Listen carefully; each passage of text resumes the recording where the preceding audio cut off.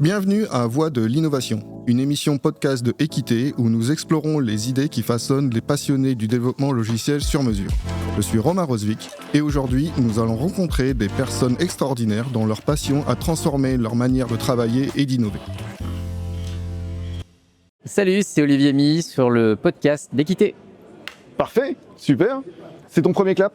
Oui. Ah, ça, je suis content. Ouais. Olivier a fait son premier clap avec nous. J'avais jamais fait ça. Et ben voilà. Non, c'est très cool. Ça change tout. Hein. Du coup, oui, effectivement, je sens le mouvement, je sens que ça a démarré, tu vois. Il y a le côté. Merci d'avoir accepté l'invitation. Avec plaisir, merci. Par hasard, on va dire, depuis hier. Pour ceux qui ne te connaissent pas encore, Qu'est-ce que tu fais dans la vie ? Aujourd'hui, je suis coach dirigeant et de manager. Ouais. Je fais du coaching professionnel individuel et du coaching d'équipe. D'accord. Pour finalement aider les organisations et les personnes à mieux vivre leur quotidien et améliorer leur performance en passant. Ça serait bien. Déjà bien vivre, c'est déjà une belle mission. Oui, c'est ça. Je suis d'accord. C'est déjà une belle mission. Ok. Et tu as aussi un podcast derrière ? Exactement. Donc j'ai lancé un podcast l'année dernière qui s'appelle Change and Chill, où du coup on découvre des histoires inspirantes, mais de personnes qui pensaient pas avoir quelque chose d'inspirant à partager. Ah ouais, d'accord. Donc c'est des personnes que je choisis simplement parce que j'aurais envie de discuter avec elles pendant 2 heures et qu'elles me racontent quelque chose de leur vie dans lesquelles en fait elles se sentent pleinement engagées, et c'est de voir cette passion dans les yeux des gens, moi, que j'ai envie de retranscrire à l'extérieur. C'est vraiment ça que je trouve très cool. Bien. J'en regarde quelques-uns, c'est plutôt sympa. Merci. Là, il y en a 3 en fait qui font des podcasts. Il y a Johan, il y a toi et moi. Voilà. C'est ça. On arrête là. J'ai juste plus l'habitude d'avoir un casque, moi, mais. Ouais. On est plus salon là, tu vois. C'est vrai, en vidéo, c'est encore différent comme exercice, donc ouais. Ok. Hier, tu étais sur Bordeaux, c'est ce que j'ai compris. Exactement. Tu as ouvert le bal, je crois. Tout à fait. Et aujourd'hui aussi, tu as ouvert le bal. Je pensais pas le faire, mais oui, j'ai ouvert aussi. Ouais, effectivement. Il y a eu un petit contretemps de. On va dire ça. Tout à fait. Et ça s'est bien passé ? C'est dur à dire. Pour moi, c'est passé tel que je le souhaitais. D'accord. C'est une expérience différente, un contexte différent, des gens différents. Donc, moi, j'ai pu partager, on va dire, ce qui était important pour moi. D'accord. Maintenant, ce qui va compter, c'est plus comment les gens l'ont perçu, comment ils l'ont reçu, quels sont les messages que les gens vont garder et peut-être ce qu'ils vont pouvoir en faire après. Je pense que c'est ça qui est important. C'est clair. Et là, derrière, quand tu fais tes ouvertures comme ça, les gens viennent directement te voir après, ou ils sont un peu plus timides, ils attendent la déj ou l'apéro du soir ? Ou ils viennent pas. Ça dépend des fois. Là, c'est intéressant parce que effectivement, j'ai toujours un peu cette difficulté-là de savoir est-ce que si les gens viennent pas, c'est parce que est-ce que ça n'a pas résonné, ou est-ce qu'ils osent pas venir me voir parce que j'en sais rien, peut-être que je dois faire peur. Là, par exemple, aujourd'hui, j'ai invité les gens à venir me voir. D'accord, ok. Parce que du coup, je trouve que c'est important d'avoir un retour sur ce que j'ai raconté. Au-delà de me caresser dans le sens du poil, je veux dire, ça fait toujours plaisir, mais il y a la dimension de si ça t'a plu d'une certaine manière, c'est quoi qui a résonné ? Et si ça n'a pas résonné, qu'est-ce qui a fait que ça n'a pas résonné ? Parce que du coup, moi, ça va m'ouvrir aussi des choses. En fait, on va discuter ensemble et tous les deux, on va en ressortir élargi et finalement... c'est quand même ça qui est sympa, quoi. Ouais, carrément. Donc là, j'ai invité des gens, effectivement, à venir me voir, et des personnes qui sont venues après la session, et des gens avec qui j'ai discuté par la suite en one-to-one ou en one-to-many. Ouais, voilà. C'est ça. Ok. Exactement. Et c'était quoi le sujet ? C'était quoi les messages que tu as fait passer Donc en fait, la conférence, c'est une conférence qui s'intitule « Libre comme l'eau ». D'accord. Donc voyage au cœur du changement. Donc c'est une manière de voir le changement sous la métaphore de l'eau. Ok. Donc cette métaphore, je ne l'ai pas inventée, elle m'a été inspirée par Bruce Lee. Ah oui, d'accord. Voilà. Et en fait, j'essaie d'expliquer qu'on peut voir le changement justement adaptatif de cette manière-là. Parce que du coup, au-delà de refaire la conférence, mais en fait, on parle souvent de liberté. Quand on parle d'auto-organisation, par exemple, on parle un peu de liberté derrière. Et on entend beaucoup plus, en tout cas dans l'imaginaire collectif, la notion de liberté sans contrainte. Mmh. Et moi, je pense que ça n'existe pas. Non. Et c'est important de le poser, de dire, en fait, libre comme l'eau, c'est plus une représentation qui m'apparaît plus réelle, parce que du coup, en fait, on navigue dans des contraintes. Et comment est-ce qu'on peut s'adapter au quotidien, malgré les contraintes, en fait, qui changent ? D'accord, ok. Dans un monde aujourd'hui où on voit qu'il y a tellement de crises qui bougent, que, en fait, la stabilité en elle-même n'est pas ce sur quoi on peut compter. Donc en fait, j'explique un peu tout ça à l'intérieur. Johan, il va rebondir là-dessus parce que le changement, on parlait de ça, on force un petit peu trop le trait sur le changement, l'aboutissement du changement, les outils, les méthodes, les machins et tout ce qui va derrière. Et quelquefois, c'est peut-être pas tout le temps le bon timing en tout cas. Est-ce que c'est obligatoire en fait de changer? C'est vrai, cette question-là. Il y a le côté adaptation. Alors moi, tu me parles, quand tu parles de Bruce Lee, c'est une partie de mon enfance, Opération Dragon, tout ça avec mon père, tu vois, qui était très dans ce truc-là. Et du coup, l'eau, en fait, c'est un modèle d'adaptation. En fait, l'eau s'adapte en fait à un environnement. Il s'adapte aux cailloux au niveau d'une rivière, etc. Et en fait, il continue, en son chemin. Et je trouve les métaphores extrêmement sympas. Et en fait, il y a un autre truc, c'est le changement en entreprise. C'est presque devenu une injonction. C'est vous devez changer. Ok, mais tout va bien. Ouais, mais c'est important de se transformer. Ouais, mais est-ce que c'est vraiment utile? Est-ce que, au contraire, en fait, on parlerait pas plutôt d'évolution? Est-ce que c'est justement une contrainte par rapport à un environnement qui bouge, à un monde qui est aussi de plus en plus instable? Ouais, c'est des grandes questions. Et il y a le côté douceur versus la brutalité. Est-ce qu'on impose des choses? Ça pourrait être des débats de 2 heures. Hein, T'imposes un cadre. T'imposes un cadre, ou alors en fait t'amènes les gens en suggérant en fait des éléments de cadre. Rien à voir en fait. Juste ça, c'est pas du tout le même paradigme. C'est quoi ton avis là-dessus? En fait, c'est intéressant parce que je pense que ça dépend beaucoup du sens qu'on met derrière les mots. Ça veut dire que, tu vois, quand tu disais, est-ce que c'est obligatoire de changer? Je pense qu'en fait, on n'a pas le choix. Oui. C'est-à-dire qu'en fait, tous les jours, je suis un petit peu différent. Donc, en fait, je suis dans un processus de changement permanent. La question qui se pose, c'est à quel point j'ai une clarté sur le changement en question et l'adaptation par rapport à mes propres objectifs dans le contexte dans lequel je suis. Et du coup, là où je te rejoins, en tout cas, moi, c'est là où j'essaie de faire passer un message, en tout cas qui est le mien, c'est qu'on voit beaucoup plus des changements brutaux. Oui. Parce que c'est rassurant. Parce que du coup, tu as une slide qui te montre, l'organisation, ça devrait ressembler à ça. Et en fait, théoriquement, ça marche très bien. C'est juste que quand tu fais ça, tu prends rarement en compte, en fait, toute la variété des personnes à l'intérieur. Et on te dit, après, c'est un changement humain. Bah oui, sauf qu'en fait, à l'heure actuelle, c'est un changement de structure. Ouais. C'est comme si, en fait, tu bougeais les murs autour des gens sans les prévenir. Oui. Et puis même quand on t'a prévenu, en fait, l'espace que tu crées, des fois les gens ils vont pas se rendre compte, ça va être un bureau qui est plus petit ou un bureau qui est plus grand. En fait, ça change énormément la manière dont tu vis la chose. Et du coup, un changement doux pour moi, c'est un changement qui prend en compte les besoins des gens qu'on associe aux besoins de l'entreprise, parce qu'il faut quand même pas l'oublier. Mais du coup, derrière, c'est comment est-ce que j'apprécie le processus en lui-même. Parce que du coup, quand j'apprends quelque chose, en fait, j'ai besoin d'un laps de temps d'apprentissage. Oui. Je ne vais pas juste imposer un nouveau geste, parce que c'est souvent comme ça qu'on a l'impression, tiens, je sais pas, tu as une nouvelle pratique, tu vas le faire, répète-le, et ce sera fait. Alors que je pense que notre rôle, en tout cas, moi, mon rôle en tant qu'agent du changement, quel qu'il soit, c'est justement d'aider les personnes à faire la transition ou d'apprendre cette compétence d'adaptabilité dans le temps. Donc moi, c'est ça, en fait, que j'essaie de faire passer, de dire le changement, c'est quelque chose qui est permanent. Le contexte autour de nous change tout le temps. Comment est-ce que j'ai cette capacité à garder une intention claire pour finalement naviguer dans quelque chose qui est incertain?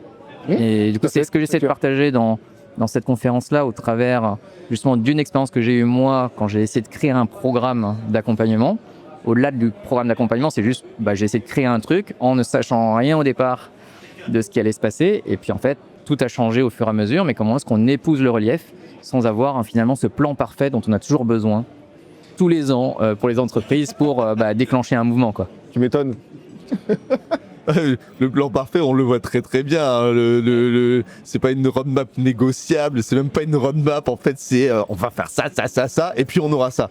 Et c'est dans combien de temps? Dans 3 ans. Non, mais le monde dans 3 ans, il aura changé, mais clairement, enfin. Oui, mais ça rassure les actionnaires. Oui, c'est ça. Voilà. C'est ça. C'est juste ça. Faut le savoir le dire, hein, que c'est pour eux aussi. Hein. Sinon, ils investissent pas s'il n'y a pas de stabilité. Hein. Donc, exactement. C'est aussi pour ça. Hein. Il faut revenir sur ce que tu disais. Tu as fait un programme. Ouais. Tu peux nous en dire un peu plus? En fait, ce programme, il est initialement venu d'une expérience que moi j'avais, qui était, à force d'accompagner les Scrum Masters, des coachs agiles, les agents du changement, en fait, j'entendais beaucoup ce questionnement autour de la légitimité, de l'impact, de est-ce que je fais la bonne chose ou pas. J'ai plein de certifications, mais j'ai quand même pas confiance en moi. Et du coup, je me suis dit, est-ce que moi, je peux faire quelque chose pour ces gens-là? Donc, D'accord. c'est venu en fait aussi de ce truc dans ta tête, des fois, qui se dit, j'ai pas résolu tous ces problèmes, je suis pas le meilleur du monde, mais peut-être que je peux aider les gens à faire un pas de plus sur un sujet. Et donc, c'est un programme que j'ai lancé qui s'appelle Natural Change Leaders, qui a pour but de développer plus de sérénité et d'impact au quotidien pour ces personnes-là qui ont en fait ces petits doutes. Donc, c'est un programme que j'ai lancé en début d'année. D'accord. Et qui s'est lancé simplement avec cette conviction-là. Ok. Cette conviction-là et 4 grands thèmes que je trouvais être intéressants, que sont la connaissance de soi, parce que quand on apprend à mieux se connaître, c'est plus facile de connaître les autres. Deuxième chose, la professionnalisation de la pratique pour gagner en crédibilité, c'est-à-dire est-ce que j'ai la capacité de pouvoir expliquer les choses clairement. Ok. La troisième chose, c'est ajuster sa posture pour gagner en impact. Et donc du coup, il y a différentes postures possibles, mais comment est-ce que, parce que je me connais mieux souvent, je peux trouver la bonne posture avec la bonne personne dans la bonne situation. Et le dernier aspect qui est la prise de parole en public. Ah, ça. Pour asseoir sa propre légitimité, parce que malheureusement, il faudrait quand même le dire et le redire, c'est que sa légitimité, en fait, on se la donne à soi. Mmh. Et je trouve que la prise de parole, c'est le meilleur moment pour expliquer les choses qui nous tiennent à cœur. Et donc du coup, en fait, on est parti juste de ça. Très bien. J'ai co-construit avec un groupe de personnes qui ont été assez fous pour me suivre, juste avec ça. Et du coup, en fait, c'est ce chemin qui a pris vie au final, quoi. D'accord. Donc c'est ça en fait le programme en lui-même. Et il y a eu des étapes de changement, il y a eu des étapes d'apprentissage pour moi très fort parce que on se heurte à des problèmes qu'on n'avait pas prévus. Et je trouve que c'est très cohérent entre ce que nous on raconte à l'extérieur et puis moi ce que j'ai vécu et que j'essaie d'incarner jour après jour. On avait déjà eu les échanges avec Johan, Nicolas Tondeur et d'autres agilistes du Nord sur les certifications et sur la légitimité aussi, la professionnalisation aussi du coaching, j'ai envie de dire. Je vais te laisser la main là-dessus. Moi j'ai un avis assez tranché je pense, côté certification, il n'y a pas de souci. Enfin, je suis pas contre les certifications. Je pense que c'est intéressant parce que ça donne la théorie, etc. Il y a par contre la mise en pratique, l'expérience, etc. Enfin, tout ça, ça joue. Et la certification, c'est pas une garantie en fait de résultats. C'est pas, en fait, on n'est pas des généraux à l'armée avec des barrettes en disant j'ai toutes les certifications niveau 1, niveau 2, niveau 3. Et au final, par contre, explique-moi ce que tu as fait sur le terrain. J'ai rien fait. Par contre, il faut offrir aussi la possibilité, avec ou sans certif, aux personnes d'expérimenter des choses, de tester. Moi, ce que j'aime bien dans l'histoire de ton programme, c'est de la concentration sur les soft skills, sur l'humain, sur la prise de parole. Être certifié sur n'importe quel framework, est-ce que ça a plus de valeur au final que d'apprendre aux personnes à avoir adopté une posture ou alors en fait à savoir juste s'exprimer, à utiliser une structure de discours, etc., etc. Qu'est-ce qui est le plus pérenne en fait? Ton framework qui va être obsolète dans 1 an ou en fait apprendre aux gens à communiquer correctement, à avoir un esprit critique? Bon, moi je vous donne la réponse. La deuxième option, elle est quand même plus pertinente et plus pérenne. Et voilà, et c'est sur quoi j'ai envie d'investir aussi. D'accord. Cette question est importante. Je me permets de réagir à ça parce que il y a plusieurs aspects. En tout cas dans le programme, mais au-delà de parler du programme, ce que je trouvais intéressant, c'est quand même d'avoir si je peux énoncer clairement les choses, c'est qu'elles ont bien été intégrées chez moi. Et moi, c'est ce que je vois souvent sur le terrain. Tu as plein de gens qui parfois sont certifiés, mais quand tu leur demandes d'expliquer la chose, ils n'ont pas fait l'exercice d'expliquer la chose. D'accord. Et pour moi, en fait, c'est une preuve d'expertise d'avoir la capacité d'expliquer simplement une notion qui est plus complexe et de t'adapter au niveau de complexité par rapport à la personne que tu as en face de toi. Donc, en tout cas, dans le programme, c'est ce qu'on cherche à faire. C'est pour ça qu'il n'y a pas que du soft skill en tant que tel, parce qu'on parle de notions précises, mais le travail est de l'expliquer, ce qui est différent. Et pourquoi est-ce que j'appuie sur ça? C'est parce que moi, je pense que ce qui est important, c'est pas tellement la quantité de connaissances qu'on a, parce que du coup, aujourd'hui, il y en a de partout, il y a plein de frameworks, il y a plein de trucs, etc. On se noie. C'est d'avoir la capacité de choisir la bonne chose au bon endroit, pour que ce soit plus juste. Et du coup d'avoir un maximum d'impact, parce qu'à force de noyer les gens dans plein de trucs, on sait plus ce qui est essentiel, ce qui marche vraiment, et en plus si on n'arrive pas à l'expliquer, c'est encore un problème. Oui. Ça c'est le premier aspect. Le deuxième aspect, c'est qu'en fait les certifications, je te rejoins, au départ elles ont une utilité. Pour moi, l'utilité initiale de la certification, c'est de t'assurer que la personne elle a passé un temps donné Oui, d'accord. à étudier un sujet. Mm. C'est juste qu'il y a beaucoup de certifications aujourd'hui qui en fait ne certifient que la capacité des gens à avoir répondu à un questionnaire que tu as bachoté.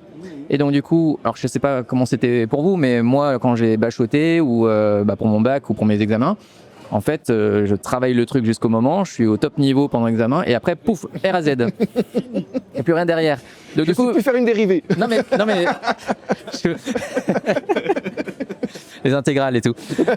Mais du coup, tu vois, tu as ce côté où tu additionnes les badges, où en fait, le gros du travail que tu as fait, c'est en fait de bachoter de la théorie, alors qu'au final, la capacité que tu as à réutiliser la matière, à l'appliquer, à l'expliquer aux gens, pour moi, c'est ça qui a le véritable impact. Et du coup, pour faire ça, en fait, il y a un exercice que moi j'avais proposé aux gens du programme, qui est dur, parce que je me le suis appliqué à moi-même dans cette première promo. Ah ouais, d'accord. C'est l'exercice de la vidéo bilan. Vas-y. Parce que du coup, en fait, ce qui est intéressant, c'est que les gens viennent avec leur histoire, avec leurs problématiques. Ils vont traverser un même parcours, mais c'est pas parce qu'elles traversent le même parcours que le résultat va être le même. Oui, chaque personne est différente, etc. Complètement. Donc, en fait, à chaque fois qu'elles traversent, on va dire, une porte, parce que chaque mois avait un thème, etc., moi, je leur demandais de se regarder en face. Donc, typiquement, de se filmer, facecam, Ah là, ouais. et du coup de se parler à elle-même, de dire en fait, moi, qu'est-ce que j'ai appris dans ce mois-là, et du coup, qu'est-ce que ça m'apprend sur moi, et du changement que ça a généré, du coup, par rapport à pourquoi je suis là, en fait. Et du coup, ça, c'est vachement apprenant, c'est-à-dire que donc elles le font, elles me l'envoient, je peux travailler avec elles, etc. Mais du coup, là, en fait, elles, après, quand elles sortent du parcours, elles se voient progresser parce que ce sont elles qui ont parlé. C'est pas moi qui vais dire oui, alors les gens ils sont venus dans mon programme et c'est extraordinaire et voilà ce qu'elles ont appris. Moi, j'en sais rien. Je crée un truc qui essaie d'augmenter les chances que les gens vivent ce qu'ils ont à vivre, mais à la fin, c'est eux qui vont dire en fait, moi j'ai appris ça. Et des fois, ils ont appris des trucs, je pensais même pas qu'ils pourraient l'apprendre à l'intérieur, mais c'est ce avec quoi ils sont repartis. D'accord. Et du coup, parce qu'ils le disent eux-mêmes, tu sais que ça, ils vont pouvoir l'incarner derrière. Et moi, c'est ça la plus belle preuve de me dire qu'en fait, j'ai pu apporter des choses à quelqu'un. Si, voilà, je cherche pas à avoir le truc extraordinaire, parce que je pense pas que ce soit nécessaire, mais moins la chose juste pour la personne. J'ai même des gens qui m'ont dit, je ne savais pas trop pourquoi je suis venu, D'accord. mais j'y ai trouvé quelque chose qui était nécessaire pour moi à ce moment-là. Ok. Tant mieux. Aussi. Et moi, je suis content. Ouais, Ce côté de se faire face, ça, je trouve que c'est le truc qui est le plus dur. Ouais. Et aujourd'hui, je pense que le marché fait qu'en fait, on se fait face en fait à une certaine réalité qu'on ne voulait plus voir. La question qui se pose, c'est maintenant, j'en fais quoi ? J'ai jamais fait cet exercice-là. Tu l'as déjà fait, toi Une sorte de journal de bord comme ça, d'apprentissage, d'acquisition, de mise en à l'aise, j'ai envie de dire. Alors, Au-delà de se filmer en podcast. non, mais ça, ok, en fait, je sais, ça c'est une autre histoire. Mais non, et je pense qu'on prend pas assez le temps en fait de le faire, tu vois. Ouais. On le fait de manière quand on a le couteau sous la gorge. Tu vois, un truc typique. Moi, ça fait des années où je me dis, j'ai une boîte à outils, elle est énorme, inspirée de plein de trucs, et je me suis jamais posé, sauf là parce que j'ai la possibilité, j'ai un peu de temps libre, sur ma boîte à outils. Et là, j'ai fait le détail, j'ai regardé, j'ai fait. Wow, l'inventaire est immense, j'avais pas conscience. Et ce truc-là me permet de prendre du recul, et ce qui est paradoxal, parce que mon taf, c'est d'aider les gens à prendre du recul. Et moi, je le fais pas, en fait. Voilà, une expression là-dessus. C'est super. Mais si la personne, en fait, il dit, ouais, fais-le, si t'es pas dans une contrainte, c'est super compliqué. Ouais. Mais oui, c'est un super exercice au global, que de se mettre face à soi-même et de se dire, ok, j'ai telle et telle compétence ou j'ai tel axe d'amélioration au final, tout seul, ouais, c'est dur. Hein. Ouais, c'est clairement. C'est dur. Mais tu vois, justement, c'était aussi ce qui était important pour moi quand on a lancé le programme, parce que du coup, c'était une co-construction. Dans le monde de l'accompagnement, je trouve qu'il y a des fois un écart entre ce que les gens disent et ce que les gens font. Oui. Et du coup, moi, c'était facile pour moi de dire, allez, faites cet exercice, en sachant que c'était extrêmement dur. Déjà, de se voir en face, c'est déjà très dur. De s'entendre, c'est très dur. Ouais. Ah, ça, Donc, du coup, se voir en train de parler, c'est encore pire. Je me suis dit, je vais le faire avec vous. Et donc, du coup, moi, j'étais aussi en train d'apprendre sur ce qui se passait. Moi, je l'ai fait. Eux n'avaient pas l'obligation de me le partager. D'accord. Ou de se le partager entre eux. Mais c'était quand même bien, parce que du coup, moi, c'est moi qui les accompagnais. Mais moi, je le partageais toujours à tout le monde. D'accord. Comme ça, en fait, eux pouvaient voir où j'en étais. Et en fait, c'était apprenant pour tout le monde. Et je trouve que cet exercice-là, c'est un truc qui est extrêmement important, d'avoir cette capacité à pouvoir partager aussi. Oui, je sais que c'est difficile. Je vais vous montrer que je suis capable de le faire aussi avec vous. Je suis pas parfait. mais on n'est pas parfait et du coup, avançons ensemble. Tu vois, j'avais fait pas mal de formations autour de la communication à l'oral il y a longtemps. Et pareil, je proposais cet exercice-là en fait en disant soit je te filme pour dire voilà, tu vas faire une synthèse, etc. Soit en fait tu vas faire un exposé, enfin en tout cas tu vas en parler devant des gens. Majoritairement, les gens préfèrent en fait s'exposer devant des gens parce qu'ils n'ont pas la confrontation par rapport à eux-mêmes. Parce que c'est dur de se voir. Non mais c'est un truc de ouf. Il y a encore ce côté-là, le mal à l'aise, etc. Moi, je suis assez à l'aise avec mon image au global, donc je veux me voir en podcast, etc. C'est parce que tu as des belles casquettes, c'est pour ça. Ouais, il y a ça aussi. Ça change tout. Mais c'est super compliqué en vrai de se dire, je suis capable de voir sur un podcast, je suis capable de voir aussi une vidéo où je parle de ce que je sais faire. Il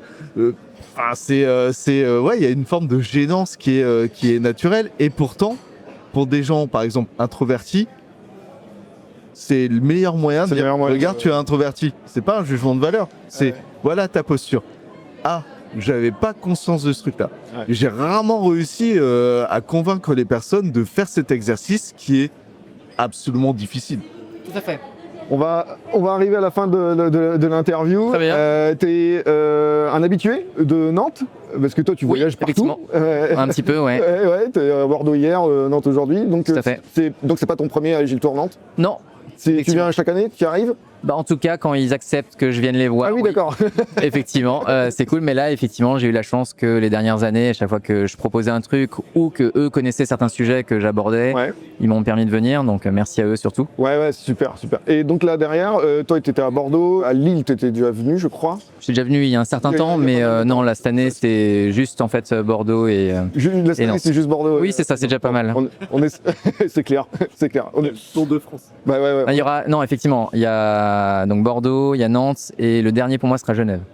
Ah, tu fais Genève aussi? Ouais. D'accord. Ok. Bon, on essaie de se voir quand même l'année prochaine? Avec plaisir. Hein. En plus, c'est fin juin, il fait beau. Moyen de trouver un truc. En tout cas, ce sera avec plaisir, ouais. On pourra faire ça. Ok. Merci d'avoir accepté l'invitation. Merci à vous. Super cool. Qui au plaisir. Carrément. Ainsi clôture l'émission et aussi notre série sur l'Agile Tour Nantes. Merci, messieurs. Ciao. Salut. Merci d'avoir écouté Voix de l'innovation. Nous espérons que vous avez trouvé cette conversation inspirante. Suivez-nous sur vos plateformes de podcast préférées pour ne pas manquer nos prochaines émissions avec de nouvelles personnes passionnées de développement logiciel.